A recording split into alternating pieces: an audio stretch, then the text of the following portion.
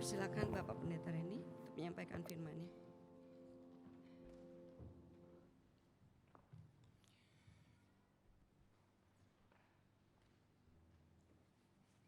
Mari kita tundukkan kepala, kita berdoa. Kami bersyukur untuk hari perhentian yang Tuhan berikan kepada setiap kami. Kami bersyukur untuk kembali bisa datang beribadah kepada Tuhan sama suami, istri, anak-anak kami. Karena anugerah Tuhan sepanjang minggu ini, khususnya bulan Juli yang baru berlalu, kami bisa memasuki minggu yang pertama di bulan Agustus ini. Dan bahkan sebentar kami boleh diundang di dalam perjamuan satu meja dengan Engkau di dalam perjamuan kudus. Tuhan, kami bersyukur untuk semua anugerah yang Kau berikan pada kami. Sekarang kami mau mendengarkan isi hati Tuhan, kiranya Engkau menyampaikan lewat kebenaran firman yang akan kami dengar, sehingga setiap kami, khususnya dalam konteks keluarga kami masing-masing dan keluarga Allah di tempat ini, Tuhan, Engkau memberkati firman-Mu. Demi Kristus kami berdoa dan mengucap syukur. Amin. Silakan duduk Bapak Ibu saudara yang kasih Tuhan. Shalom, selamat pagi. Kita bersyukur pada Tuhan, hari ini kita memasuki minggu pertama di bulan Agustus. Bulan Agustus temanya tentang keluarga. Dalam 4 minggu ke depan kita akan membahas tema tentang keluarga. Hari ini diawali dengan satu tema yang sangat penting mengenai usaha saudara dan saya di dalam keluarga kita masing-masing. Dan tentunya sebagai anak Tuhan, usaha kita harus ada di dalam Kristus, bukan di dalam usaha-usaha yang lainnya. Saya mau memulai dengan seorang bapak yang menceritakan kepada saya kesulitannya, pergumulannya tentang anaknya yang sudah dewasa dan sudah waktunya kuliah, dan akhirnya bapak itu menceritakan, saya ada kesulitan untuk berkomunikasi bicara dengan anak saya yang laki-laki. Saya bilang, kenapa Pak? Karena dia sudah tidak lagi mau bicara kepada saya. Bahkan kalau mau bicara pun hanya sedikit sekali, tidak mau panjang lebar. Hanya di ruang makan, hanya waktu berangkat dan sebagainya. Tidak ada lagi komunikasi seperti dulu. Lalu Bapak ini menceritakan persoalannya adalah sebetulnya persoalan waktu dia mau kuliah. Saya mengatakan biaya kuliah kamu, karena dia mau kuliah di luar negeri, Papa tidak akan kasih 100%. Papa hanya kasih 50%. 50%-nya kamu usahakan sendiri.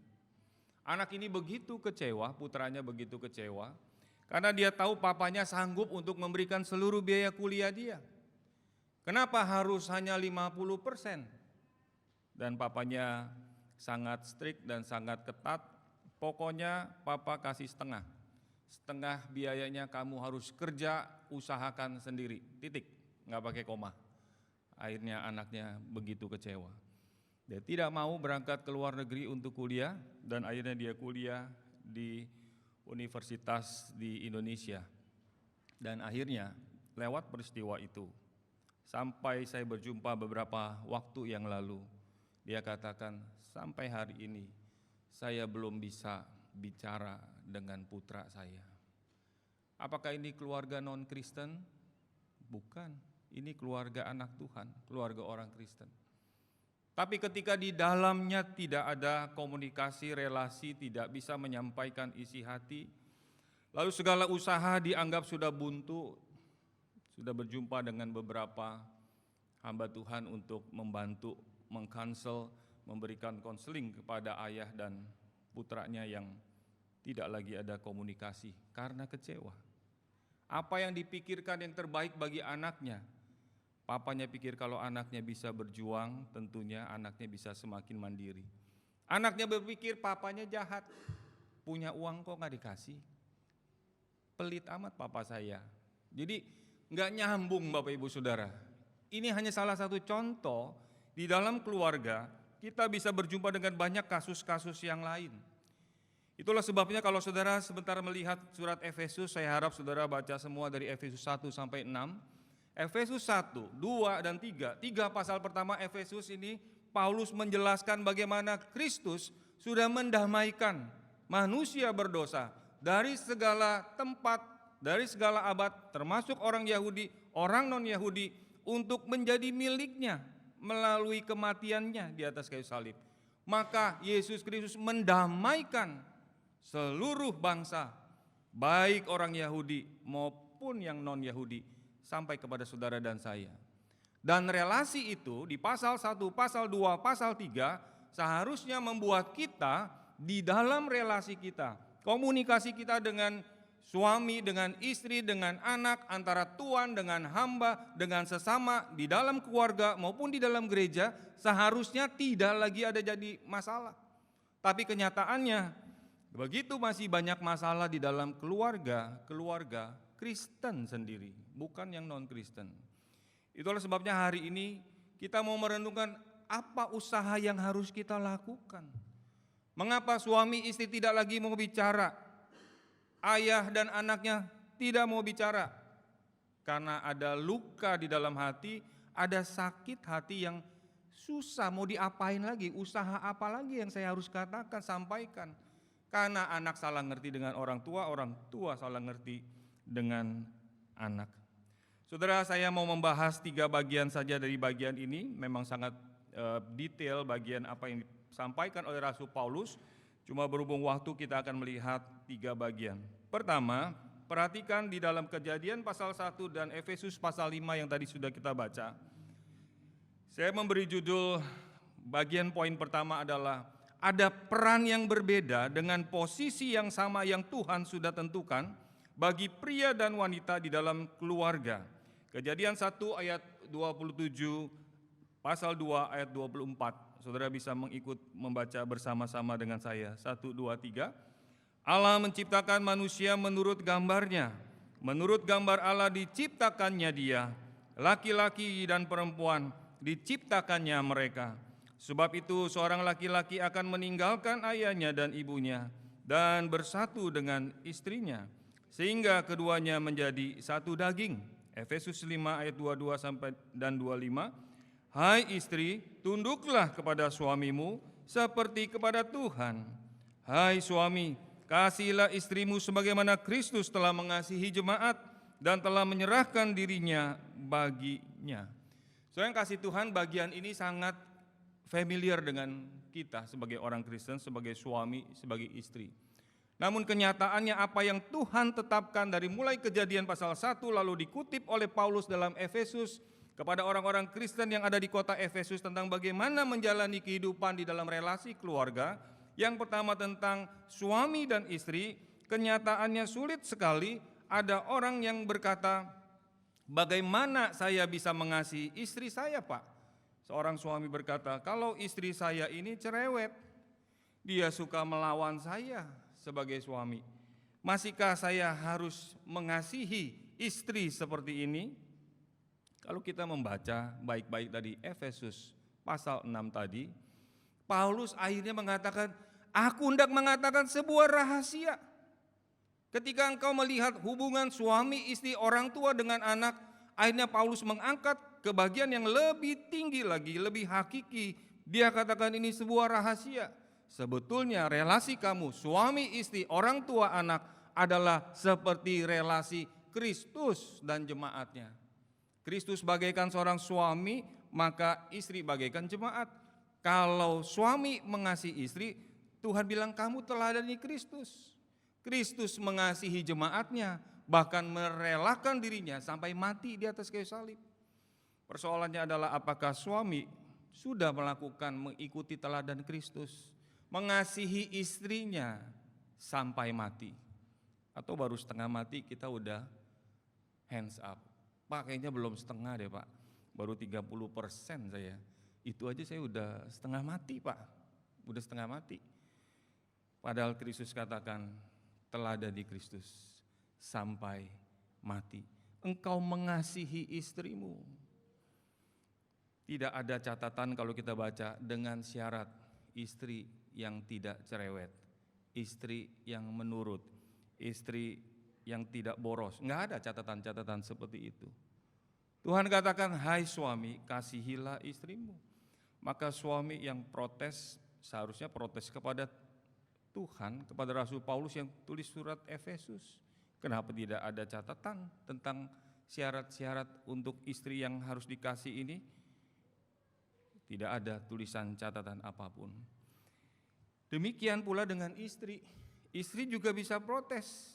Bagaimana saya mau taat dengan suami yang pelitnya setengah mati, Pak?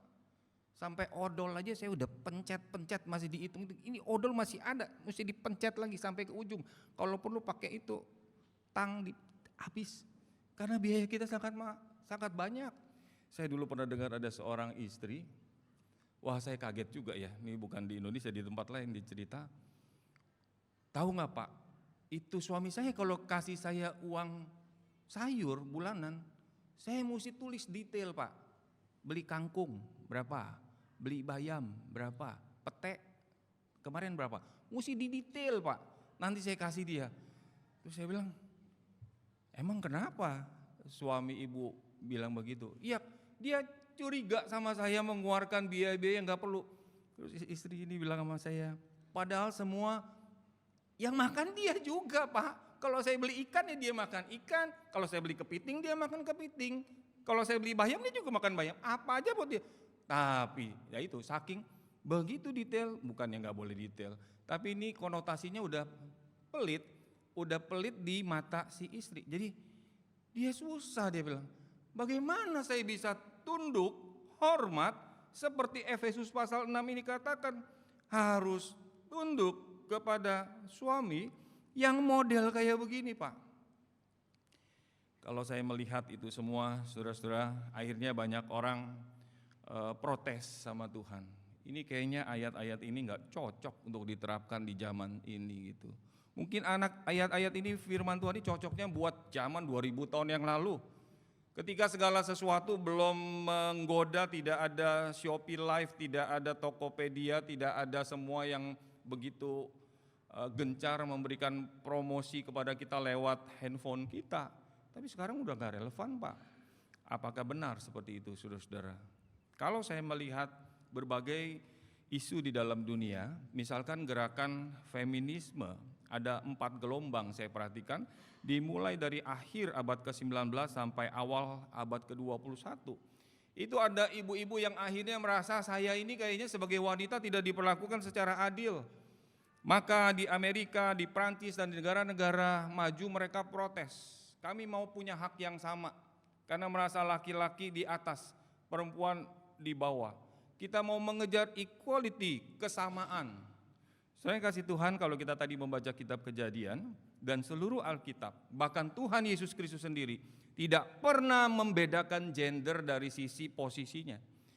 Kita berbeda hanya di dalam bagian peran dan fungsi kita, laki-laki dan perempuan, suami dan istri. Ketika suami diminta oleh Tuhan, kamu harus mengasihi istrimu, maka istri harus tunduk kepada suamimu. Tujuan Tuhan cuma satu, supaya saudara dan saya di dalam relasi dalam keluarga suami istri yang menjadi satu tubuh tadi menjadi baik.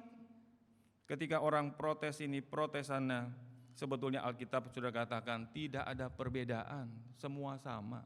Cuma beda peran masing-masing saja. Saudara kalau mengikuti berita, ada seorang yang namanya Oli, tapi ditulisnya di sana Oli London. Saya nggak tahu nama aslinya apa. Oli London ini 10 tahun seorang pria, dia transgender, dia mau jadi perempuan. Akhirnya ya begitu ya, dia operasi dan sebagainya, akhirnya dia jadilah perempuan. Selama 10 tahun laki-laki jadi perempuan, sekarang isunya sudah jadi isu yang common, sudah isu yang biasa di berbagai negara maju, udah biasa, bahkan tidak boleh mengkritik, memprotes, karena itu diakui dan diberikan legalitas oleh pemerintah bahwa transgender, kalau kamu mau ganti kelamin, laki-laki jadi perempuan atau perempuan jadi laki-laki, silakan. Kemarin saya baca biayanya kurang lebih berapa, 100.000 US dollar atau berapa gitu untuk ganti kelamin dan sebagainya. Nggak tahu apa yang diganti lah.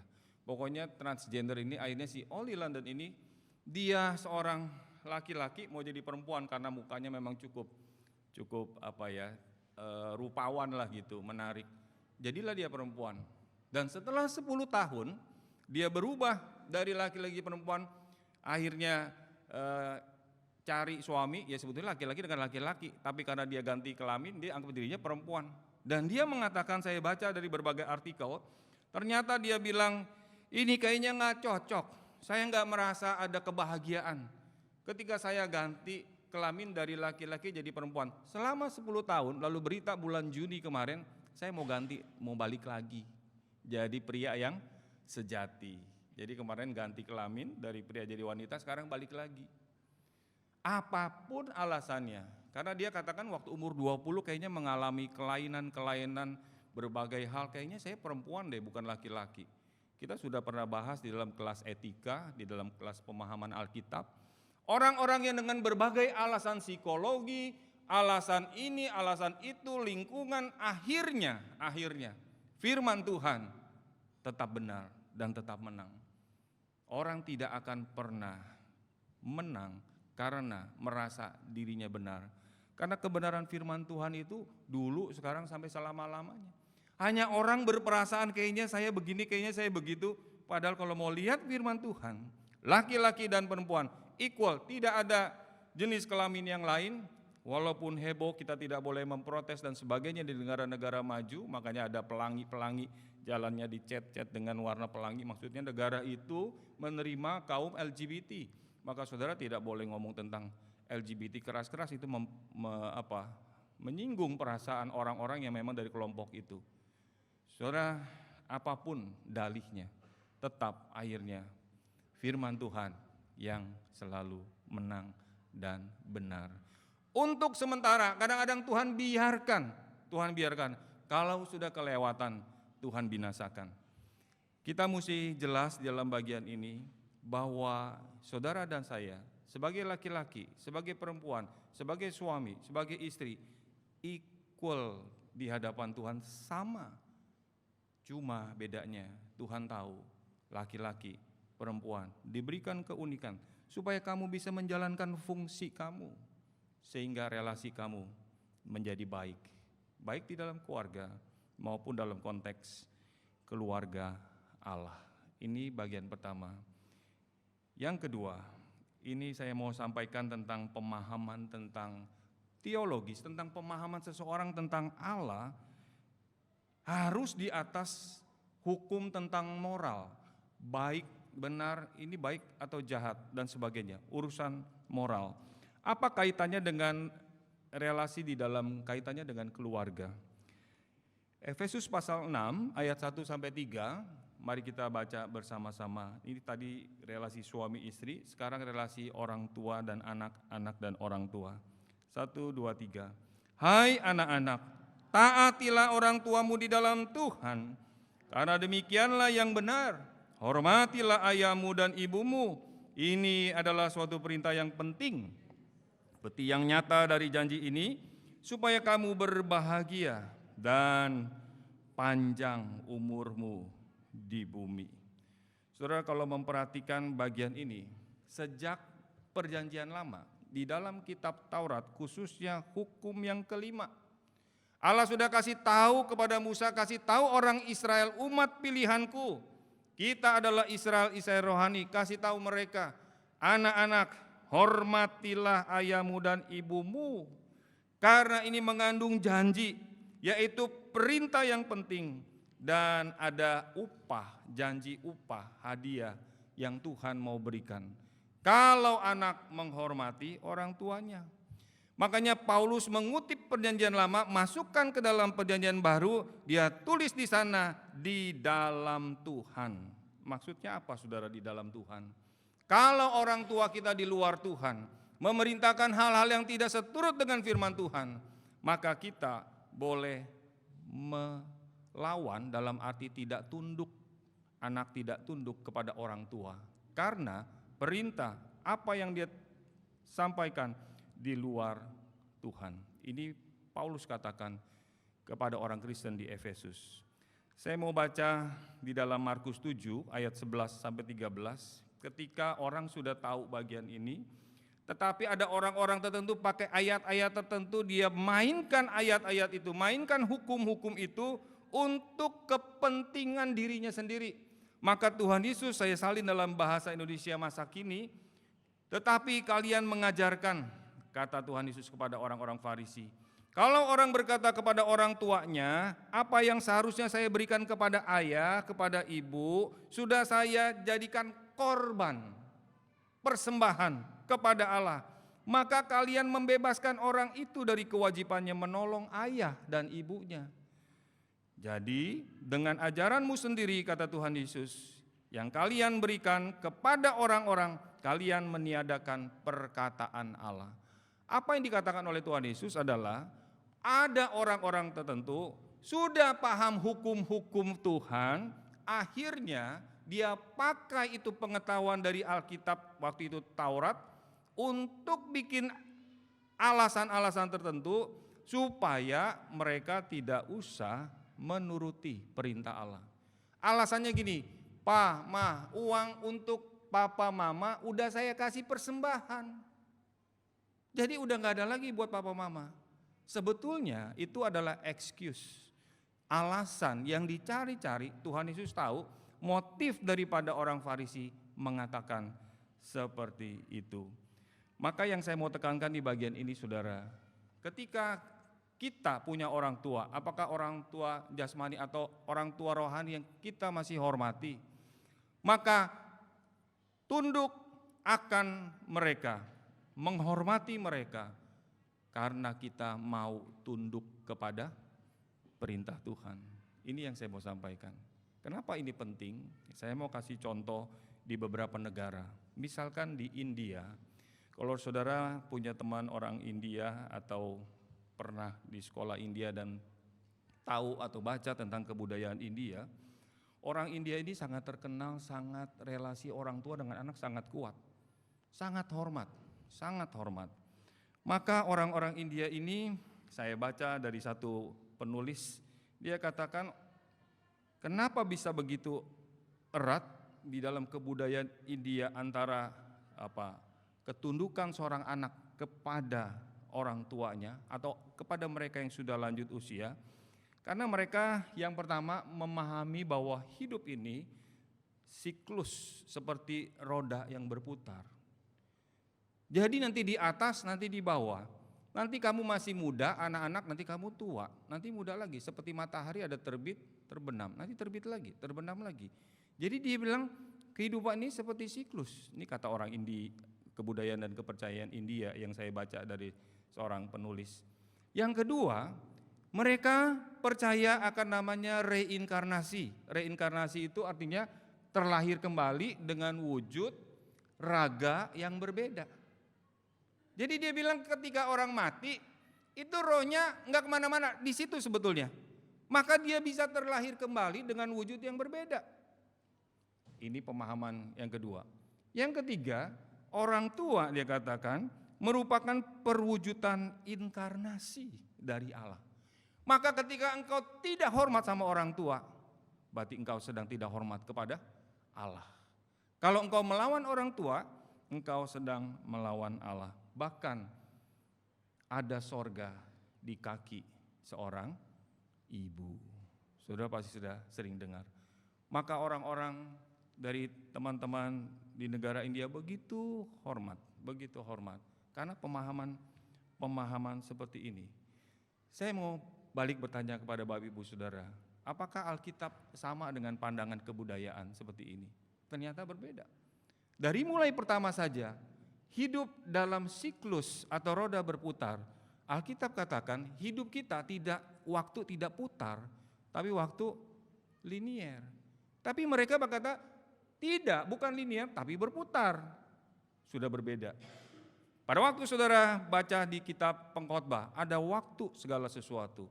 Ada masa kecil, masa dewasa, masa tua, masa lahir, masa meninggal. Semua berjalan linier. Lalu kita menghadap kepada kekekalan. Tapi di sini dikatakan berputar. Kedua, reinkarnasi. Alkitab bukan mengajarkan re itu artinya kembali, mengulang. Tapi Alkitab mengajarkan tentang inkarnasi Yesus Kristus, incarnate, menjadi daging. Tetapi di dalam kebudayaan mereka percaya akan reinkarnasi, kembali hidup lagi dengan wujud raga yang berbeda. Berbeda secara pemahaman teologis. Yang ketiga, orang tua merupakan perwujudan inkarnasi Allah. Alkitab mengajarkan apa saudara? Ketika mau katekisasi penyerahan anak saya sampaikan, Tuhan memakai Bapak Ibu, memakai saya yang punya anak menjadi wakil Allah. Wakil, bukan inkarnasi. Itu pun sementara waktu sampai anakmu menikah, lalu dia mendirikan keluarga sendiri. Kamu sudah tidak lagi jadi wakil Allah dalam arti kamu mendidik membesarkan anak itu sampai jadi keluarga sendiri. Yang terakhir, sorga di kaki seorang ibu. Memang kalimat ini mau mengajar kita hormat sama seorang ibu yang melahirkan kita, yang berjuang setengah mati. Tapi sorga gak ada di bawah telapak kaki seorang ibu. Sorga gak ada di kaki seorang ibu. Kalau sorga ada di kaki seorang ibu, apa gunanya Tuhan Yesus mati hari ini kita peringati di dalam perjamuan Tuhan? Yang saya mau sampaikan, dari pemahaman kita, teologis kita dari Alkitab, berbeda semua. Tapi wujudnya perintahnya sama, hormatilah ayahmu dan ibumu. Maka kalau saudara salah berpikir tentang hormat kepada ayah dan ibu, pokoknya literally hormat, mau apapun tetap hormat, mau disuruh apapun tetap hormat. Hormat seperti apa yang Tuhan sedang perintahkan di dalam Tuhan. Dua contoh lagi. Di Amerika Selatan, di pedalaman Venezuela dan Brasil, saya terkejut kaget. Ada suku yang namanya Yanomami. Ini suku ini masih kanibal, makan daging manusia, tapi dagingnya yang sudah meninggal jadi jasad. Jadi kalau ada family, keluarga, khususnya orang tua yang meninggal, maka setelah ini saya tidak ambil itu di internet, gambarnya sangat vulgar, bagaimana mereka lagi makan daging orang yang keluarga yang meninggal. Kenapa begitu, saudara? Karena bagi mereka, orang bisa mati itu enggak normal. Ini ada roh jahat yang bikin dia mati, mestinya dia enggak boleh mati. Dan ketika dia mati pun dia masih ada di sekitar kita. Makanya supaya dia tetap bersama-sama dengan kita, ketika dia mati ini maka ditaruh di atas bambu. Saya baca itu di bagaimana orang menulis tentang kebudayaan Yanomami ini di Amerika Selatan. Dia diamkan setelah berapa waktu lamanya, lalu ada yang dibakar, kebanyakan memang dikremasi, dibakar, lalu diambil, ditaruh tengkoraknya, tulang-tulangnya di dalam sebuah pohon, lalu abunya tadi, dagingnya itu dicampur dengan jus atau sop pisang, banana soup, dicampur, terus dibagi semua ke anggota keluarga. Bagi kita di zaman sekarang ini kok masih ada seperti itu. Tapi bagi mereka inilah bentuk hormat kami kepada leluhur, kepada orang tua, kepada orang yang kami kasihi. Ini contoh yang ada di Yanomami, suku Yanomami. Tidak usah jauh-jauh lagi. Sekarang di Indonesia ada yang namanya suku Asmat, suku terbesar di Papua. Kalau ada di antara keluarga mereka meninggal, suku Asmat ini juga memahami seperti itu. Rohnya, jiwanya masih ada nih. Maka mereka akan bikin acara upacara tertentu dan dia punya tengkorak ketika dibakar dan tengkoraknya sudah dagingnya semua udah beres. Maka tengkoraknya ini diambil, saya juga kaget mau buat apa, saudara? Buat bantal tidur. Jadi orang yang meninggal itu, kalau kita takut sama tengkorak, saya kaget baca suku Asmat, dia malah taruh tengkoraknya deket-deket tempat tidur. Apa maksudnya? Bentuk mau mengasihi, menghormati orang yang sudah meninggal. Yang saya mau sampaikan dari bagian ini, ketika kita punya prinsip pemahaman yang benar tentang menghormati orang tua, tunduk taat kepada orang tua, bukan berdasarkan konteks terserah budaya kita masing-masing, tetapi ada prinsip-prinsip kebenaran firman Tuhan yang saudara dan saya ikuti dan Tuhan ajarkan. Apa artinya? Ini adalah perintah Tuhan. Kenapa ya Tuhan perintahkan seperti itu? Nah, nanti saudara ketika membaca bagian-bagian firman Tuhan kita tahu, oh saya enggak boleh cari alasan. Memang bagian saya harus tolong, harus perhatikan orang tua kita. Kita akan melakukannya. Tidak seperti orang Farisi tadi. Dan ketika kita masuk dalam budaya-budaya tertentu, kita tahu kemana orang yang dipanggil pulang, kemana roh orang tua kita, sehingga kita tidak mengikuti budaya-budaya tertentu. Ini hal yang kedua, soal betapa pentingnya pemahaman teologis kita tentang Allah, supaya kita lihat di dalam relasi kita, di dalam keseharian, termasuk dalam keluarga kita masing-masing, dan di dalam keluarga Allah di gereja ini. Yang terakhir, soal tanggung jawab orang tua dan anak. 2 Korintus 12 ayat 14, Rasul Paulus katakan, apa sih artinya berkorban? Karena bukan anak-anak yang harus mengumpulkan harta untuk orang tuanya, melainkan orang tualah untuk anak-anaknya. Prinsip ini mau mengatakan apa, saudara? Betapa banyak, tadi saya ambil contoh di kebudayaan kepercayaan orang India. Ternyata saya membaca situs yang lainnya, dia mengatakan banyak orang-orang dari negara tertentu, termasuk yang saya baca dari negara India yang begitu sangat hormat sama orang tua, generasi mudanya mulai banyak yang pada protes, komplain. Kenapa, saudara? Karena ekspektasi harapan orang tua kepada anak-anak begitu tinggi. Jadi anak-anak seperti hidup di dalam tekanan pressure yang luar biasa, dan tidak sedikit yang depresi, bahwa anak-anak harus begini, harus begitu, memberikan orang tua ini, memberikan orang tua itu, dan sebagainya. Jadi mereka katakan kita jadi berat ini. Saudara, kalau jadi anak, terus orang tua tekan saudara, nanti kalau kamu sudah besar, ingat ya, waktu itu kuliah habis berapa? Kembaliin ke papa, itu habis 1M loh, habis 2M loh ya. Terus dikasih tahu lagi, itu nanti kamu mesti kembalikan cicil sama papa. Terus anak itu ketika mau kuliah belum apa-apa, aduh berat banget nih. Nanti balikan ya, ya sudah bunganya lebih kecil lah dari deposito kamu taruh. Misalkan nih contoh, maka anak begitu berat. Padahal Paulus katakan sebagai bapa rohani bagi orang-orang yang ada di Korintus, jemaat Korintus, juga secara keluarga, di dalam keluarga dia katakan, bukan anak-anak yang harus mengumpulkan harta untuk orang tuanya, melainkan orang tualah untuk anak-anaknya. Satu bagian lagi dari Amsal 13 ayat 1. Anak yang bijak, ketika tahu bahwa orang tualah yang berkorban bagi dia untuk membesarkan, mendidik dia, tenaga, waktu, semua dia berikan, maka anak yang bijak akan mendengarkan didikan ayahnya. Dia dengar papa ngomong apa sih, papi ngomong apa. Dia ingat baik-baik maminya ngomong apa, orang tuanya ini.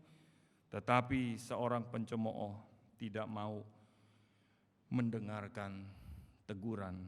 Di dalam terjemahan baru edisi kedua, cemooh, teguran. Enggak mau hardikan, tidak mau mendengarkan teguran. Artinya ada anak yang sudah dinasihati, orang tua sudah berkorban, tetap enggak mau. Pokoknya aku maunya begini, sehingga menjadi anak yang spoiled, menjadi anak yang manja, tidak mampu berdikari, terlalu banyak ditolong. Orang tua sudah berkorban habis-habisan, anak tidak pernah dikasih kesempatan untuk berjuang. Saudara, kalau kita mau mengakhiri bagian ini, saya teringat dengan kehidupan daripada keluarga Yakub. Yakub seorang yang kaya, anak-anaknya 12 ini termasuk si Yusuf di sana adalah salah satu anak yang sangat dikasihi selain Benyamin. Maka kalau saudara membaca di kitab Kejadian, Yusuf dikasih jubah yang maha indah, pasti berwarna. Sementara saudara-saudaranya yang lain kasih cuma baju biasa saja. Yusuf dikasih jubah yang maha indah. Kira-kira saudara kalau dibedakan seperti itu, anak saudara kalau punya saudara tidak diperhatikan, terus orang tua saudara, sana kamu makan Indomie aja. Yang lain dikasih capcay, puyung hai, dikasih makanan enak gitu. Kira-kira gimana? Pasti kita, ya ampun, mie lagi.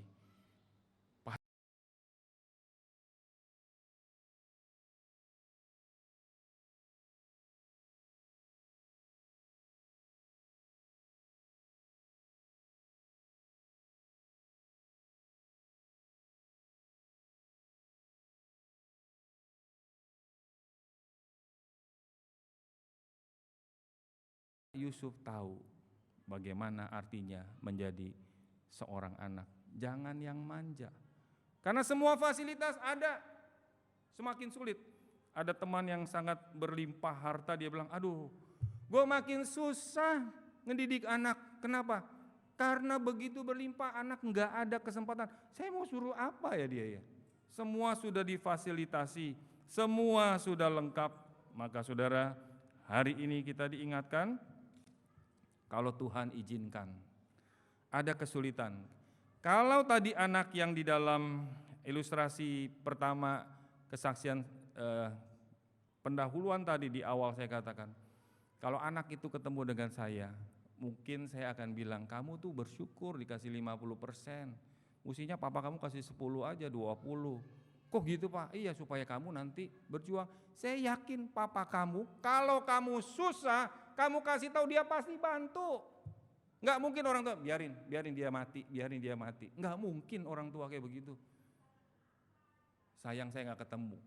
Tapi mungkin ada maksud Tuhan, dia tidak pergi ke luar negeri. Saya percaya, saya katakan kepada bapak itu, tetap belajar mengakui kesalahan, tetap jalin relasi dengan anakmu lagi. Ya lagi sulit ini Pak, bagaimana saya mulainya dari mana dan sebagainya, karena anak sudah tidak mau bicara lagi. Saudara, mari kita melihat tanggung jawab kita sebagai orang tua. Jangan biarkan dia menjadi manja. Demikian juga dengan anak. Jangan tuntut orang tuamu 100% sehingga semuanya aku dapatkan, tidak perlu lagi aku memperjuangkannya. Alkitab katakan masing-masing kita ada porsi, ada usaha yang harus saudara dan saya lakukan. Saya yakin kalau Yusuf tidak dijual ke Mesir, tidak Tuhan izinkan diperlakukan dengan tidak adil, sampai dikhianati, dibuang, dipermainkan, sampai di penjara, dia nggak jadi raja muda di Mesir. Kadang-kadang saudara, dalam keluarga kita, apa yang saya alami, apa yang saudara alami, kalau kita melihat seluruh rencana Tuhan, kita dapat bersyukur. Tuhan terima kasih. Untung waktu itu Tuhan tidak izinkan itu terjadi. Untung saya tidak dapat ini, untung saya tidak dapat itu, supaya demi kebaikan saudara dan saya. Kiranya kita mulai memikirkan di minggu pertama bulan Agustus ini, tema tentang keluarga. Usaha apa yang saudara dan saya mau lakukan, baik di dalam keluarga inti kita maupun di dalam keluarga Allah di tempat ini. Amin. Saya undang bangkit berdiri, mari kita berdoa.